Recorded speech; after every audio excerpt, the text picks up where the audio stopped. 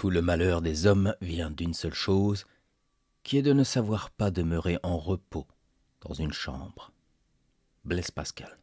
Vous pouvez liker la vidéo pour me soutenir. Le chapeau, écrit et conté par Ravadam. Il existe un village maudit. Ce village perdu quelque part dans l'arrière-pays s'appelle Fauté. Vous avez peut-être entendu parler de l'affaire de Fauté. L'histoire que nous nous apprêtons à conter ne fait pas exception et s'inscrit dans un ensemble de phénomènes étranges et macabres survenus là-bas. Priez pour ces pauvres âmes, ainsi que pour vous-même. Que Dieu vous protège. Le vieux Gaspard est assis sur une chaise en plastique blanc. En face de lui, un citronnier dont les citrons sont si gros et si lourds que les branches retombent comme celles d'un sol pleureur. Cela fait 3 ans que sa femme est décédée. La première année a été un mélange de désespoir et de nuits d'anxiété. Mais il a tenu. Entre autres, grâce au potager un peu plus loin, dans lequel il fait pousser des tomates, elles aussi énormes et disproportionnées, comme si la terre par ici avait eu un supplément d'engrais ou de radioactivité, allez savoir. Le vieux se lève, non sans peine. Gaspard a maintenant 87 ans. Il prend une gorgée de café noir, repose la tasse sur un tabouret en bois qui lui sert de table, puis se traîne avec son pantalon marron maculé de terre, ses espadrilles et sa canne au bois noueux. Il a envie de toucher les tomates comme chaque matin. C'est son rituel. Ensuite, il ira s'asseoir sur le banc, dira bonjour aux passants et retournera chez lui manger un bout avant de faire une sieste. Il commencera un roman qu'il ne finira sans doute pas avant sa mort, car il a le sommeil facile et sombre après 1 ou 2 paragraphes. Mais tandis qu'il passe à hauteur du citronnier, que le soleil vient inonder de rayons d'or, une chose sombre s'interpose entre lui et ses tomates. Là, juste dans l'allée des petits graviers, il fronce les sourcils, réajuste ses lunettes carrées. Il n'en est pas sûr, mais il murmure « Tiens, il y a un chapeau dans mon jardin. Je me demande à qui c'est. » Il s'avance, se penche, fait craquer son dos, redoute de rester bloqué et parvient à prendre le chapeau. Ses doigts sont déformés par l'arthrite et lacérés par les rides.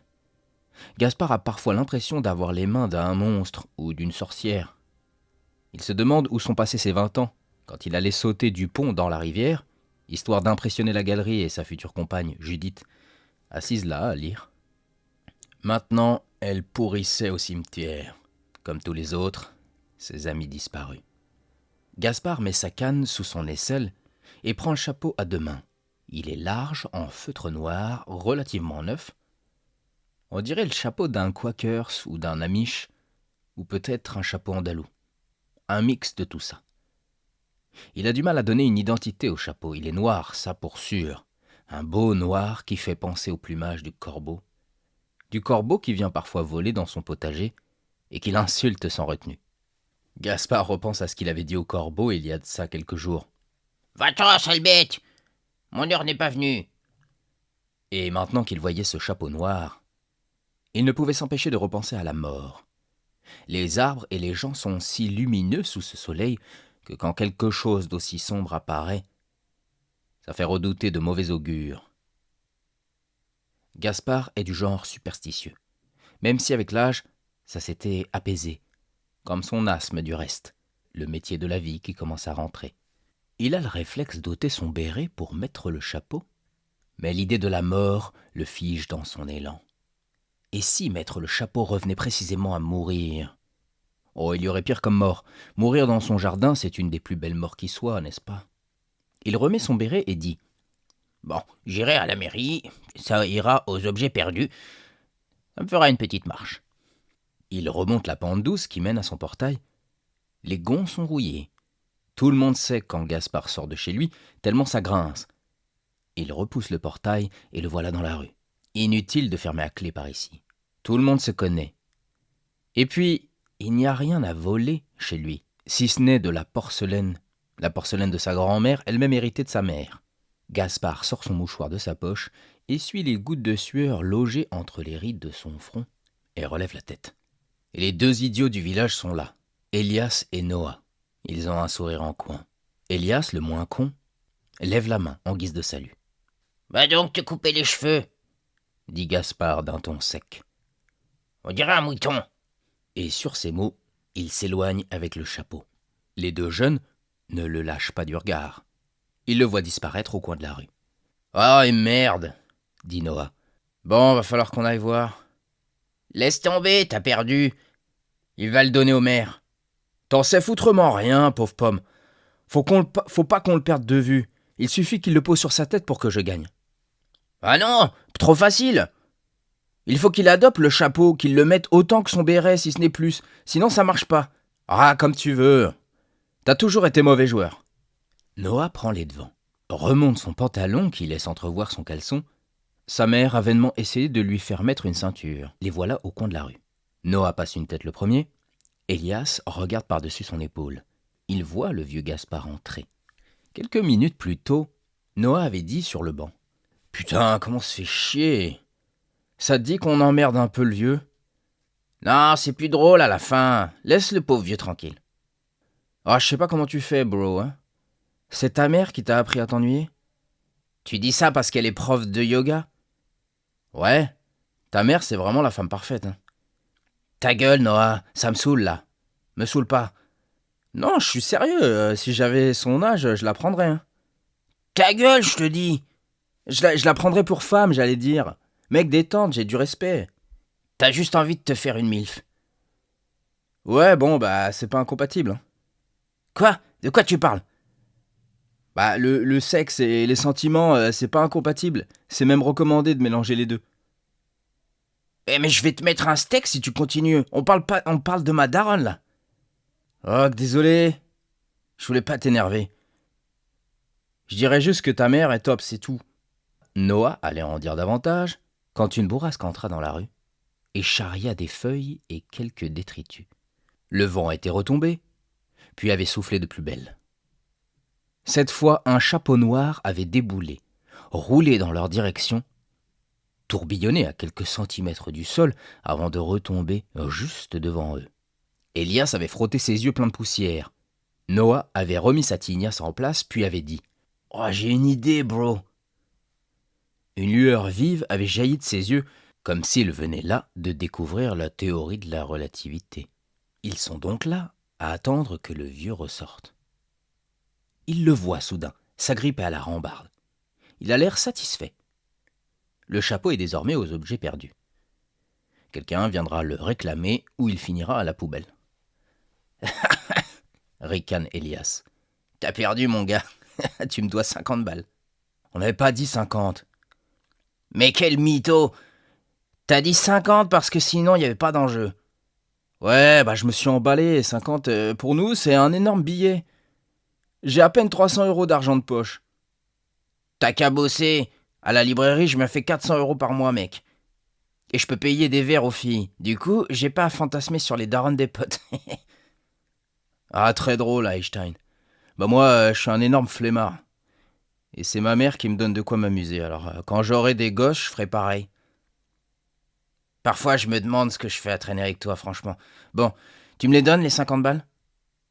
Ah, t'es pas drôle, mec. On devrait jouer sur la semaine, au moins. C'est le jeu qui compte, hein, pas le résultat.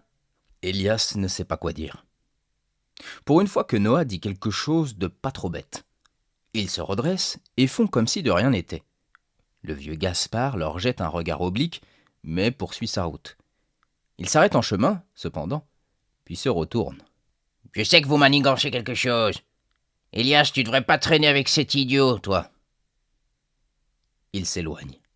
Noah a envie de lui dire d'aller crever, qu'il était l'heure de raccrocher, mais Elias lui met une tape sur la nuque. « Ça, c'est pour ma daronne.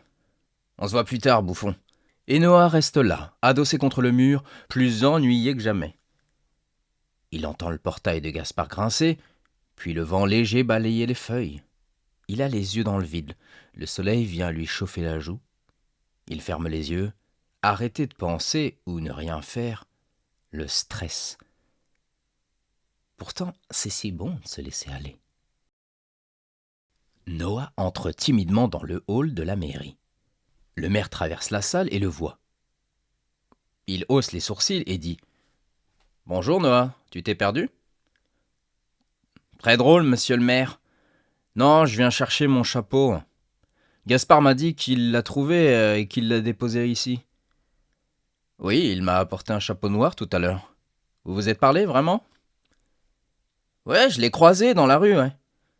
Ce ne serait pas encore un de tes mensonges éhontés? Non, je vous jure, c'est mon chapeau. T'es pas du genre à porter ce type de chapeau.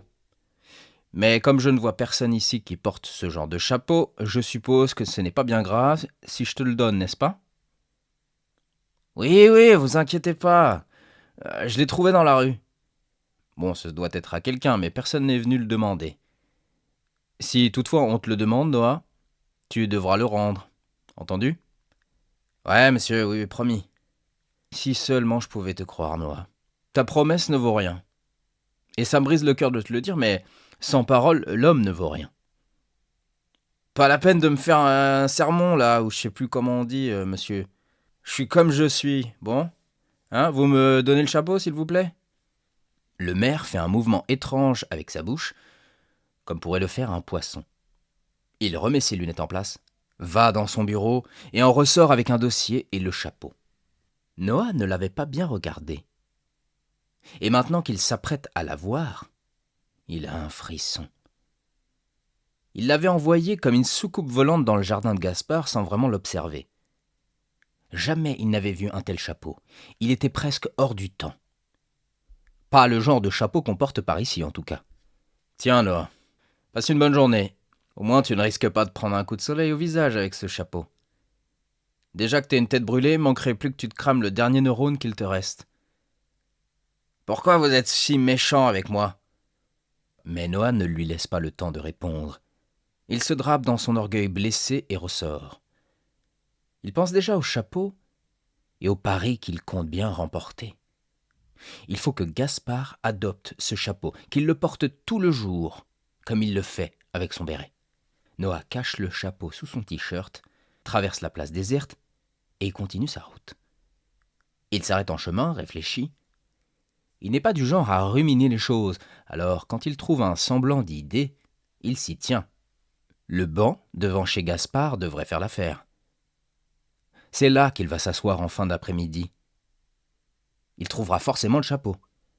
Noah regarde derrière lui. Personne. Devant lui non plus. Il scrute rapidement les bois et ne voit pas non plus de randonneurs ou de chasseurs. De toute manière, il commence à faire trop chaud. Personne ne s'aventure dans la rue à cette heure-ci. Il ressort le chapeau et le pose bien en évidence au milieu du banc. Il le dépoussière même un peu, puis s'éloigne au pas de course. L'air est si lourd, aucun vent. C'était bizarre ce vent tout à l'heure. Mais bon, ça arrive quand même par ici. Gaspard se réveille de sa sieste. Il a laissé un filet de bave sur son oreiller à carreaux. Sa femme n'aimait pas ces carreaux rouges et blancs pour les oreillers. Elle disait que c'était bien pour les nappes des tables de taverne. Oh, ça lui manque les petits sermons de sa femme. Jusqu'à la fin, elle lui disait encore comment gérer la maison. Entrait dans des colères intenses quand il oubliait de tirer la chasse d'eau. Gaspard se lève, pose un regard sur la photo au cadre de bois brut. Ils avaient 20 ans. Quand il y pense, il se dit qu'il se faisait du souci pour tout et pour rien. Au final, il avait toujours eu assez d'argent pour voir venir. Vraiment, que l'homme est doué pour créer son propre enfer. Ce malaise qui jamais ne l'avait quitté et qui commençait tout juste à se dissiper, maintenant qu'il était tout proche de la fin. Il met son béret, se resserre un café et sort pour aller s'asseoir sur le banc. Il referme le portail qui grince, se retourne et se fige devant le chapeau posé sur le banc. D'ordinaire, très peu de monde passe par là. C'est la sortie du village. Et ce n'est pas la saison touristique. Ce chapeau noir est une anomalie. Un pot pourri d'émotions en lui. Le désagrément, bien sûr, l'incompréhension. Un début de peur. « Qu'est-ce que c'est que cette farce ?» dit-il en s'approchant. « Le maire m'a dit qu'il le mettrait aux objets perdus. » Il va s'asseoir sur le banc et laisse une distance entre le chapeau et lui. Il est perplexe, cherche du regard quelqu'un qui donnerait un début de réponse. Il pense à Noah et à Elias, qui par le passé lui ont fait des farces. Comme la fois où ils avaient lancé des pétards par-dessus le mur de pierre et qu'il l'avait réveillé en plein milieu de sa sieste. Il avait posé une main sur son cœur, qui avait manqué de s'arrêter du reste. Mais ce chapeau ne leur ressemble pas. Il envisage d'aller à la mairie pour interroger le maire, mais il a les muscles endormis, endoloris. Il a déjà fait sa promenade du jour. Maintenant, il va rester là, à regarder le soleil se coucher derrière les oliviers. C'est comme ça que ça doit se passer. « Qu'est-ce que tu me veux, chapeau ?» dit-il soudain. « Tu veux devenir mon couvre-chef, c'est ça, hein ? Oh, tu n'es pas mon style, chapeau. Je porte le béret depuis que j'ai 30 ans. » Mais à peine a-t-il dit cela que le vent se lève. Une bourrasque vient le percuter en pleine face, le projette en arrière. Il est plaqué contre le dossier du banc et son béret disparaît à la lisière du bois. Il vient s'agripper à une racine hors de terre. Le vent retombe, le vieux n'ose plus bouger. Il a ressenti une gêne dans le cœur, comme un avertissement. Il a presque envie de présenter ses excuses au chapeau capricieux. Peut-être que le chapeau est vivant et bouffi d'orgueil. Peut-être que le chapeau exige d'être porté. Il le prend délicatement et non sans hésitation. Noah et Elias l'observent tapi dans un fourré non loin. Ils ont le cœur haletant. 50 € en jeu. De quoi faire la fête ce week-end en cas de victoire, ou rester chez sa mère en cas de défaite. Le vieux Gaspard retourne le chapeau, cherche une étiquette, un nom, un indice, mais rien. Il va pour le poser sur sa tête dénudée et recouvrir sa calvitie et les quelques cheveux gris qui lui restent. Mais il s'arrête en chemin. « Vas-y, bordel !» murmure Noah entre ses dents. « Allez, le vieux, ce chapeau t'ira comme un gant. »« Tu vas perdre lamentablement, » répond Elias. « Ce n'est qu'une question de temps. » Gaspard place le chapeau au-dessus de sa tête. Noah écarquille les yeux. Déjà, il jubile. Elias serre la mâchoire, redoute sa défaite imminente. Mais Gaspard repose le chapeau à ses côtés. Il a pris peur. Il se lève et va aussi vite qu'il peut se terrer chez lui. Son moment de flânerie est complètement gâché. Il referme le portail vert, qui grince comme un râle de douleur. Noah ne dit rien. Il a les joues roses, le regard blasé. Elias éclate de rire et lui dit à demain. Noah est à califourchon sur le mur de pierre, le chapeau sous le bras. Il observe un peu le jardin, le plant de tomates, les roses dans un coin, le citronnier. Il va faire nuit d'une minute à l'autre. Une barre d'or se forme à l'horizon. La terre est gorgée de chaleur, elle semble fumer en certains endroits. Il saute et retombe sur l'herbe grasse. Il reste accroupi derrière un arbuste aux fleurs blanches. Elles sentent si fort qu'il a un début de nausée. Il ne voit pas le vieux, sans doute à l'intérieur. Il longe le mur jusqu'à l'angle.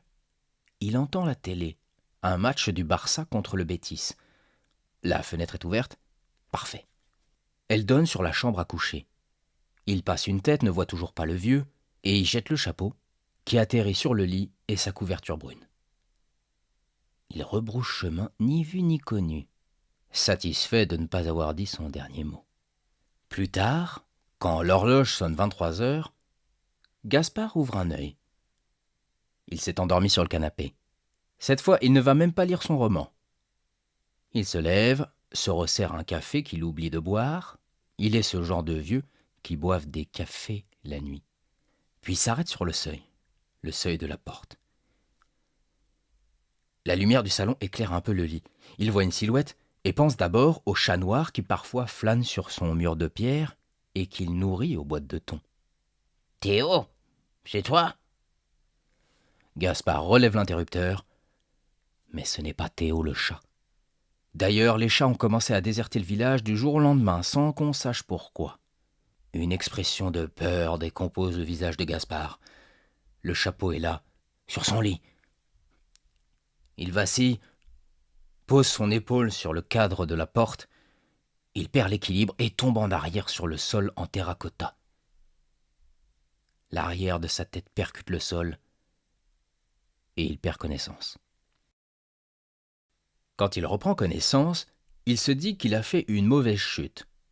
Il a oublié le chapeau. Mais le voilà debout dans sa chambre.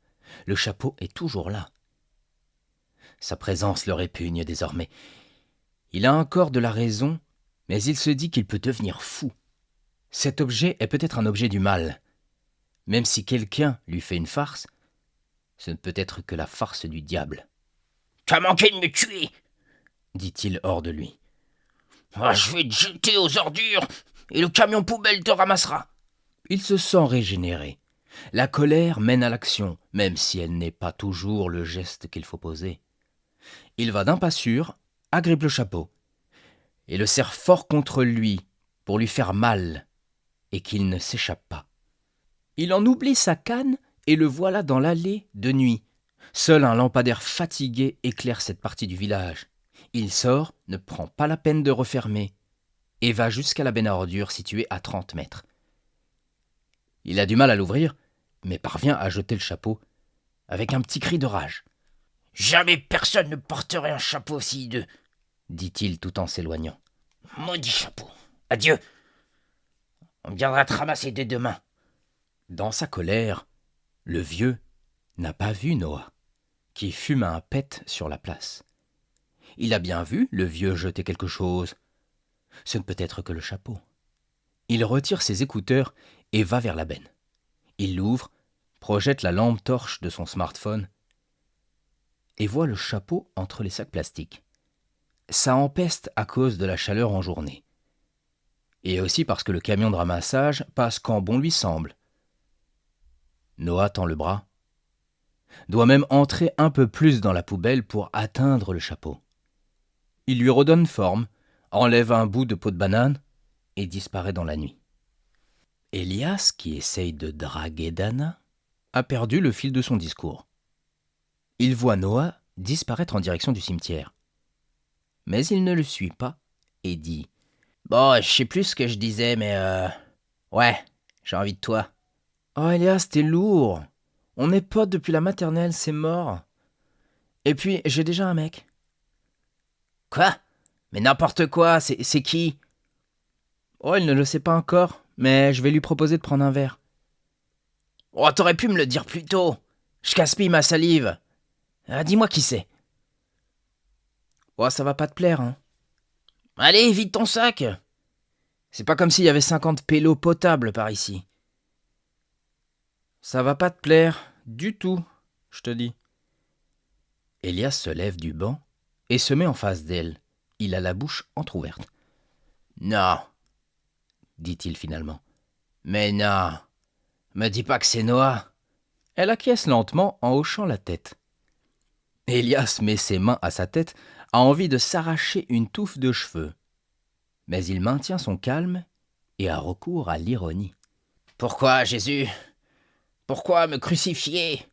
Moi qui suis si bon. Pourquoi Noah ? Tout le monde sauf Noah. Le vieux Gaspard, si tu veux, ou le maire avec son halitose, mais pas Noah, bordel. » Il se met à genoux et tend ses mains au ciel. Dana en rit. Elle aime bien Elias, qui a toujours su la faire rire. Mais Noah est plus son style de mec. « Tu sais, conclut Elias, je suis moi aussi porteur d'un secret. »« Tu m'étonnes. »« Non, je te jure. Je sais un truc important et je vais te le dire. » Elias se relève, prend l'air idiot que prendrait Jim Carrey à son prime, et dit « Noah est amoureux de ma mère. » Il éclate de rire et court comme un fou sur la place en poussant des cris aigus, comme les cris de certaines tribus indiennes d'Amérique. Dana se lance à sa poursuite. Un peu plus loin, Noah vient de passer la grille du cimetière. Il est tout petit, ce cimetière, comme peut l'être le cimetière d'un petit village. Certaines stèles sont illisibles, même en plein jour. D'autres s'effritent et penchent d'un côté. Il ne sait plus où se trouve la pierre tombale de Feu Judith, la femme de Gaspard. Alors, il va d'une tombe à une autre. Il la trouve dans un coin. Elle est neuve, mais des mousses commencent déjà à pousser dessus, faute d'entretien. Gaspard s'y rend pourtant tous les 2 ou 3 jours, mais il n'a plus la force d'entretenir la pierre à fond. Noah dépose le chapeau sur la tombe, puis s'éloigne. Un vent froid passe sous son t-shirt et vient le faire frissonner. L'air est si lourd pourtant. Peut-être que la tempête approche, c'est souvent comme ça à la mi-août. La pluie tombe pendant 1 heure ou 2, puis la chaleur revient.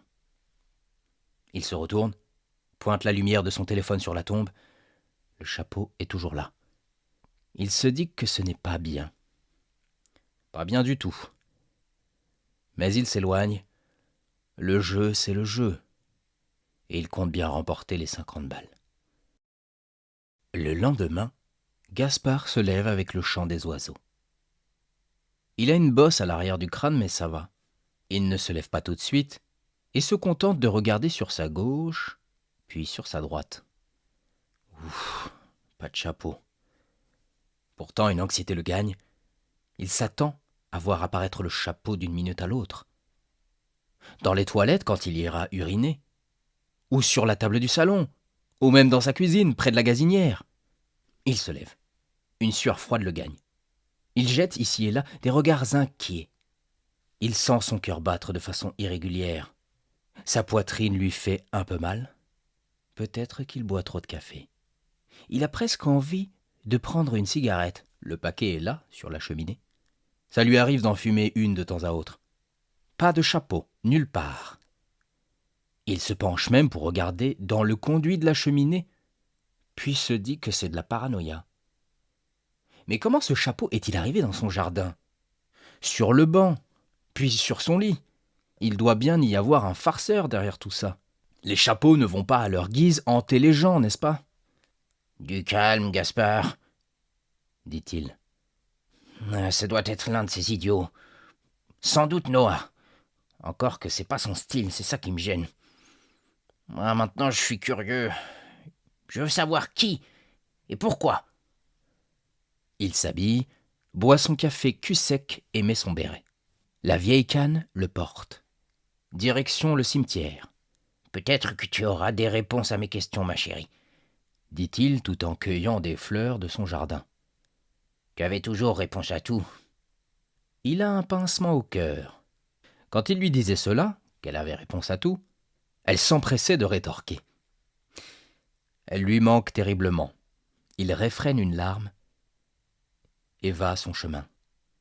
Le portail vert grince. Noah a dit à Elias que c'était le jour cette fois. Le bon jour. Tous deux font semblant de regarder leur téléphone. Gaspard passe à leur niveau, s'arrête et pivote un peu sur ses talons. « Ils disent que c'est le progrès, » dit-il en pointant le téléphone de sa canne. « Mais vous êtes toujours aussi cons. » Les deux le regardent s'éloigner en ricanant. « Quel personnage, le Gaspard !» dit Elias.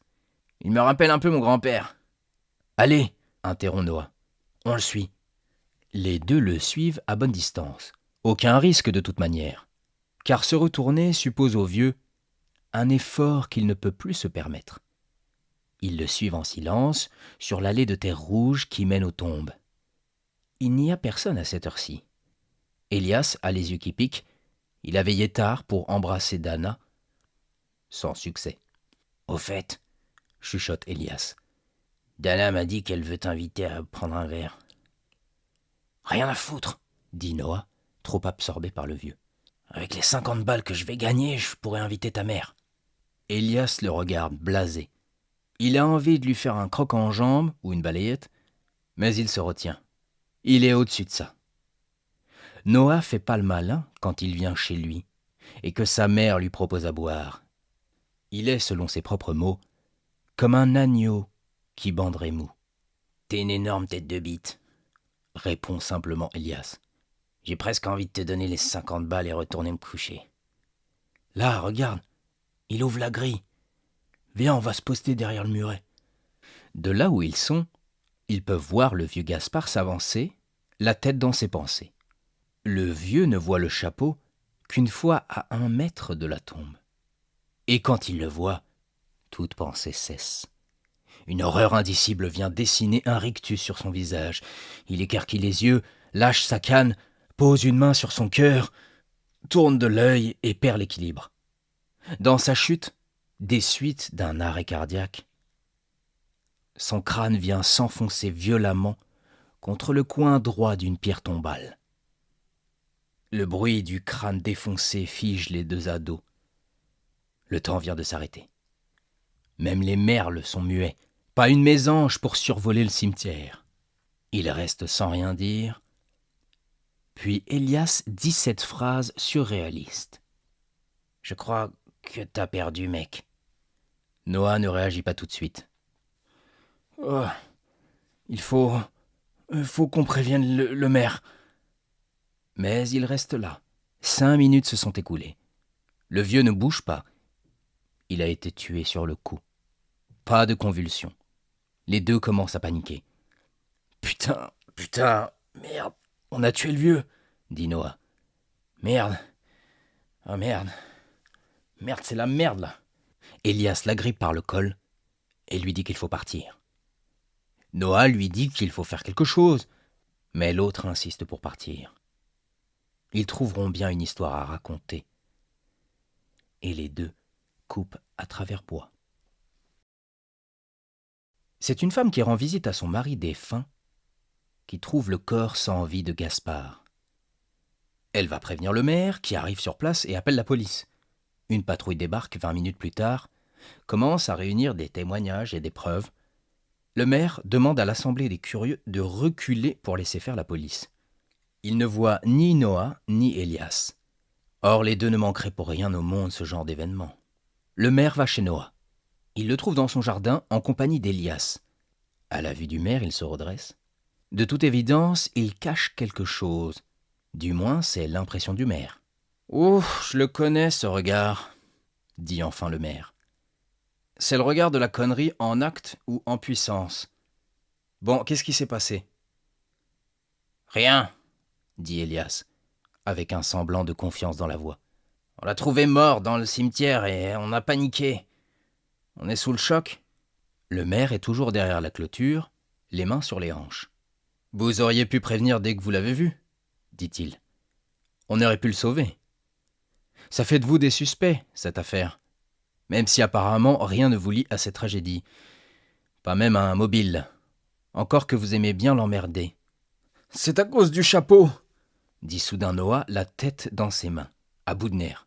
« C'est ce maudit chapeau !» Elias lui met un coup de coude violent, mais trop tard. La vérité vient d'éclater au grand jour. « Quel chapeau ?» dit le maire. « C'est quoi encore ces conneries ?» Noah relève la tête.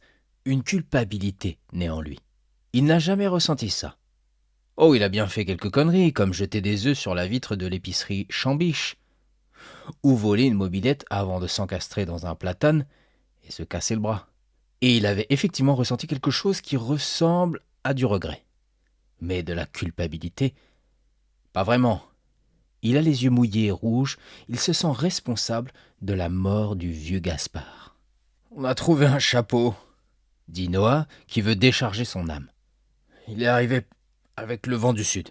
Et on a parié que si le vieux adoptait le chapeau, qu'il le portait, quoi, bah je gagnais 50 €. J'ai parié avec Elias, voilà.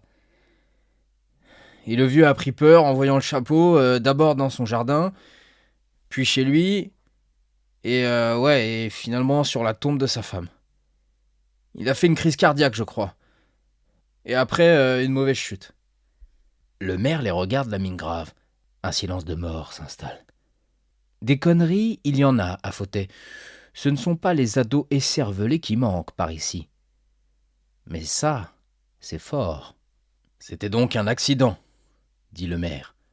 « C'est bien ça la vérité ?»« Oui, monsieur, » dit Elias, les sourcils froncés à s'en écraser les yeux. « Sans ce chapeau, ce serait jamais arrivé. C'est à cause du chapeau. Faut nous croire. On s'ennuyait, c'est tout, et on voulait jouer un peu. » Le problème, bande d'idiots, c'est qu'on n'a trouvé aucun chapeau au cimetière. Alors, soit vous mentez, soit ce chapeau s'est envolé avec le vent, je suppose. « Quoi ?» dit Noah. « Le chapeau était sur la tombe, je vous jure. » « Non, Noah, il n'y avait aucun chapeau quand je suis arrivé sur les lieux. Et Madame Durand, qui a trouvé Gaspard la première, ne m'a fait part d'aucun chapeau. Je lui demanderai, au cas où. Mais j'ai l'impression que vous êtes encore en train de baratiner. Si votre histoire n'était pas complètement tirée par les cheveux, j'en serais même sûr et certain. Mais d'ordinaire, vous êtes un peu plus habile pour inventer des mensonges. Donc, il est possible que vous disiez la vérité. D'autant que Noah, tu es blanc comme le cul d'un Anglais. D'ailleurs, ta tête aussi en a la forme. Noah ne dit rien. Il regarde au sol. Elias a le buste bien droit, mais son regard chavire. Ils commencent tous deux à prendre la mesure de leur connerie. Bon, dit le maire. Vous allez faire votre déposition à la police, sur le champ. Après quoi on verra. C'est un malheureux accident. Mais ça a des conséquences, vous comprenez? Difficile de dire ce qui vous attend. Vous avez au moins la chance que Gaspard soit le dernier de sa famille. Imaginez le deuil de sa femme. Ou s'il avait eu un fils. Imaginez le chagrin de ces personnes. Ou même un oncle qui serait venu vous réclamer des comptes. Peut-être même un gars qui voudrait se venger, qui voudrait venger son parent. Faudrait songer à grandir, mes idiots. Il s'agirait de grandir. Allez, suivez-moi. La police est encore sur place, vous allez tout raconter avec force détail et faire amende honorable. Si vous étiez mes fils, je vous foutrais déjà une énorme torgnole. Et tous les gauchos qui me diront que je pratique le sévice corporel pourraient se mettre leurs grands principes au cul. C'est à cause de la gauche si ce pays est plein de têtes de mules comme vous. À mon époque, on faisait le service militaire et on faisait son lit au réveil. Et même quand la journée était merdique à souhait, au moins notre lit était fait et on dormait du sommeil du juste. Allez, on y va, là. Le maire était dans tous ses états. Oh, c'était un homme de gauche qui avait viré à droite. Classique. Les deux se lèvent nonchalamment. Le petit cortège s'en va voir la policière. Ils vident leur sac avec une précision inédite. Jamais Noah n'avait senti le besoin de parler autant et de dire très exactement ce qu'il s'était passé. La policière ne les interrompt pas. De temps à autre, Elias essaie de prendre leur défense, de rappeler que la vie au village, c'est chiant à mourir pour les jeunes, que le travail manque dans les campagnes, ce qui est totalement faux, et d'autres choses du genre « On l'aimait bien, le Gaspard. Jamais on ne lui aurait fait aucun mal. » Finalement, la policière relève les yeux de son carnet et déclare « Bon, si j'ai bien saisi, j'ai 2 adolescents qui, à la suite d'un pari, provoquent involontairement une grande frayeur chez un vieil homme, qui est pris d'une crise cardiaque, chute et se blesse mortellement sur une pierre tombale. Plutôt que d'appeler immédiatement les secours, les 2 ados hésitent avant de finalement avouer toute l'histoire à la police. Étant mineurs, ils risquent des sanctions adaptées à leur âge, mais leurs actes peuvent être qualifiés d'homicide involontaire, donc jusqu'à 5 ans de prison et 75 000 € d'amende, et de non-assistance à personne en danger. Bon, il faut que je vous dise qu'aussi votre comportement imprudent relève de la mise en danger de la vie d'autrui. 1 an de prison et 15 000 € d'amende. En raison de vos âges, la justice pourrait privilégier une peine éducative ou aménagée. Noah et Elias n'écoutent plus dès qu'ils entendent le mot prison. La mère de Noah, appelée par le maire, arrive en urgence. Elle laisse la portière de sa petite auto ouverte et arrive sur le chemin de terre en courant. Noah a les oreilles qui sifflent. Le monde devient un brouhaha. L'émoi des villageois est palpable. L'un d'eux dit « Ça devait arriver, ces 2-là font que des conneries. » Un autre dit à sa femme « Oh, pauvre Gaspard. Bon, maintenant il est avec Judith, mais j'espère qu'il n'a pas souffert. » Et Chambiche, arrivé parmi les derniers, dit « Marre des têtes de mule. Cette génération est une vraie plaie. » La mère d'Elias ne sait pas quoi dire. Elle reste stoïque. Le père d'Elias a envie de lui mettre une gifle, mais la policière dit autant à l'endroit des jeunes que de leurs parents. J'emmène ces 2-là en garde à vue, pour une durée initiale de 24 heures. Ce sera renouvelable une fois avec l'accord d'un magistrat, donc 48 heures au maximum. Vous avez droit à l'assistance d'un avocat, et vous, les parents, vous serez immédiatement informés. La garde à vue va nous permettre d'éclaircir certains faits, de vérifier vos déclarations, et de déterminer votre degré de responsabilité. Vous pourrez être relâché, convoqué par un juge pour enfants, ou placé sous contrôle judiciaire en attendant d'éventuelles poursuites. Vous avez des questions ? La mère de Noah veut protester, qu'on lui répète, mais elle se tait. Le maire s'interpose et lui explique. tandis que la voiture démarre. Elle croise le regard hagard de son fils, et l'auto disparaît au loin dans un nuage de terre remuée. Le corps du vieux Gaspard est toujours recouvert d'un drap blanc. Un policier attend non loin, une cigarette au bec. La police scientifique doit encore débarquer pour effectuer les premières constatations. Des techniciens prendront des photos, relèveront d'éventuelles empreintes et indices, et examineront la scène pour confirmer la cause du décès. Puis un médecin légiste sera appelé sur place pour un examen, un premier examen, avant que le corps soit transporté à la morgue sous la responsabilité des pompes funèbres. Une autopsie pourrait être ordonnée par le procureur si les circonstances du décès nécessitent des éclaircissements, pour confirmer l'hypothèse de l'homicide involontaire, par exemple. On enterrera le vieux Gaspard près de sa femme. Il n'y aura pas grand monde. Chambiche, chez qui il faisait ses courses et qui connaît tout le monde. Le vieux Lebrun, avec qui il discutait parfois. Le prêtre, bien sûr, qui le voyait à la messe. Quelquefois. Mais aucun proche. Ainsi meurt Gaspard. Il est mort avant que le village sombre totalement. Ce jour-là, les cellules sont désertes. Seuls Noah et Elias occupent l'une d'elles. L'éclairage est faible, les murs en béton dénudé sont froids. Ça fait du bien comparé à la chaleur extérieure. La policière rédige son rapport, passe des coups de fil. Elle demande à son assistant qu'on leur apporte à boire. Un gars à la panse ronde, et assurément affecté aux tâches administratives faute de pouvoir courir, leur apporte une bouteille de coca et une bouteille d'eau. Il passe son bras dodu entre les barreaux et fait rouler les bouteilles sur le sol. Elle roule jusqu'au pied d'Elias. Noah est dans un coin. Ses bras entourent ses genoux. La culpabilité ne le quitte plus. Il pleure et ça commence à emmerder Elias, qui se dit, lui, qu'ils s'en sortiront. Après tout, ce n'était qu'un accident, non ? Le soleil commence à se coucher. La lueur disparaît peu à peu par la petite fenêtre rectangulaire qui perce la cellule. Il ne parle plus. Elias n'a même pas la force de dire à son pote d'arrêter de sangloter. Le silence se fait. Seul le policier à la panse reste. La policière, par politesse, est venue leur dire au revoir. Ils n'ont rien répondu. Elias s'allonge pour faire un somme sur le matelas qui recouvre le bloc de béton. Il s'enveloppe dans la couverture. L'éclairage est tamisé en permanence, si bien qu'on voit toute la cellule. Noah ne s'est jamais senti aussi seul de sa vie. Il a l'impression que son amitié avec Elias n'existe plus. Et il aurait passé la nuit à veiller si une voix ne l'avait pas interpellé. Noah. Noah. Il relève la tête, croit rêver, ne voit personne à travers les barreaux. Quelque chose apparaît là, sur le sol, à un bon mètre de lui. Il fronce les sourcils, essuie ses yeux à la va-vite. Son cœur s'emballe à la vue du chapeau qui prend forme. Il veut reculer, mais il est déjà blotti dans le coin. Il veut hurler, mais sa gorge reste nouée, comme si c'était une corde et un nœud bien serrés. Le chapeau est là, propre, parfaitement propre. Immobile sur le sol de la cellule, il murmure des choses. Noah reste paralysé. Il ne peut plus bouger ses muscles. « Noah, dit le chapeau, je peux te sortir de là. Je peux arrêter la souffrance qui te ronge. Toi et moi pouvons accomplir des miracles. » Noah ne dit rien. Il ne pense plus et se sent déjà mieux.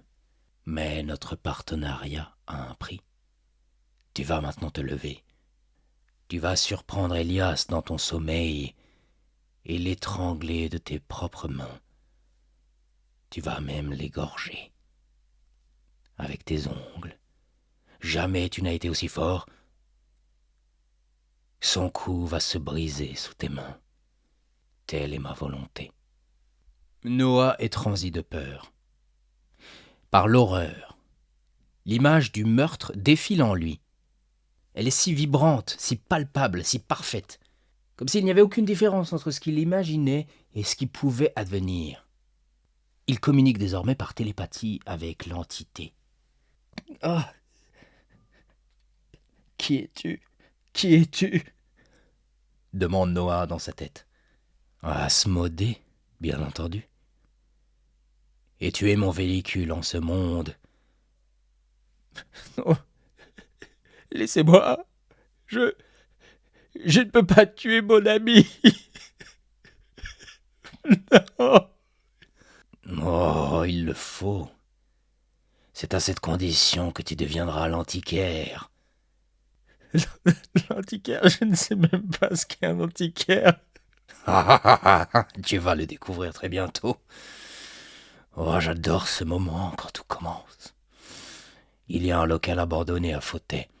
La peinture verte de la porte s'effrite. Elle est incrustée dans un portail plus grand, lui aussi peint en vert. J'adore le vert. Tu sais de quel local je parle. Noah veut protester, appeler au secours. Mais le chapeau entre en lévitation. Il tourne lentement comme une soucoupe volante qui s'approche. Noah veut reculer, finit par fermer les yeux.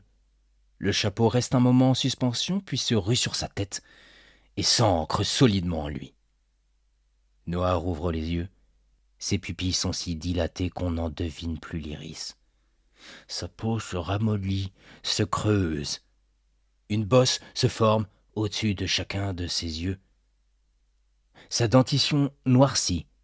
Son jean et son t-shirt deviennent noirs comme les plumes d'un corbeau. Il se lève. La culpabilité, d'abord étouffée, succombe totalement et disparaît. Il se secoue gentiment comme pourrait le faire un chien. Il regarde ses mains. Elles sont ridées, mais robustes. Il a l'impression que toutes ses vies antérieures se sont réunies en celle-ci. Il n'a plus peur, mais il a soif, terriblement soif. Soif de malheur. Fauteuil doit brûler, dit la voix en lui. Maintenant, va accomplir ta mission démoniaque. Un chien hurle au dehors. Il avance lentement vers Elias qui ronfle gentiment, épuisé par la journée forte en émotions. Feu Noah le regarde. C'est l'antiquaire désormais, le véhicule d'Asmodée. Il pose ses mains autour du cou d'Elias. Ce dernier rouvre les yeux, tente de retirer les serres qui l'agrippent.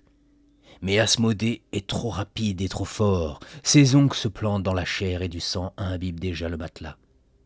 Elias suffoque en silence, tourne de l'œil et meurt dans le silence quasi parfait de la cellule. À la réception, Monsieur Gros-Porc écoute sa chanson favorite, Boogie Chillin'. Il a bon goût. Tout va bien pour lui. Il touche sa paie le même jour, tous les mois. Il a son paquet de chips et sa bière à portée de main. Son Strange, non loin. Il aura bien du mal à expliquer comment Elias a fini étranglé et égorgé dans sa cellule et comment Noah a disparu. Comme par enchantement. Sans les caméras de surveillance, il aurait eu des problèmes, de gros problèmes, aussi gros que lui. On lance un avis de recherche contre Noah Guignotte. Guignotte de son nom de famille. Mais aucune trace de lui. Par contre, un étranger fait son entrée au village de Fauteuil. Et bien qu'on le trouve répugnant à souhait, ses papiers sont en règle. Chambiche, l'épicier, le déteste au premier regard. L'étranger reprend le local abandonné pour en faire un magasin d'antiquités. On est alors loin de se douter que les vieilles breloques qu'il vend sont les objets du mal. Fauteuil brûlera.